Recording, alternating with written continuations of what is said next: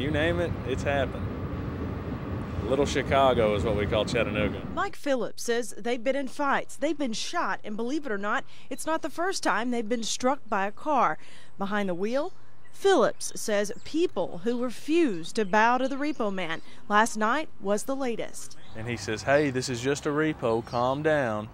And she said, she started cussing, yelling profanity. She said, I'm gonna run you over. And he says, no, you're not. Yes, she did.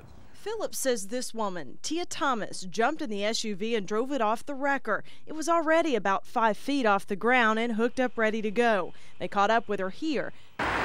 Phillips says his dad, Gary Phillips, got out of the car to stop Thomas. And after she hit him once, she backed up and ran over him again.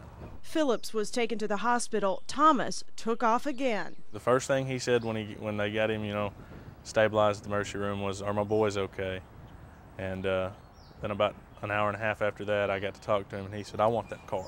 They found it later and called police. Thomas was arrested. She's charged with aggravated assault. Phillips says he's grateful the outcome wasn't worse.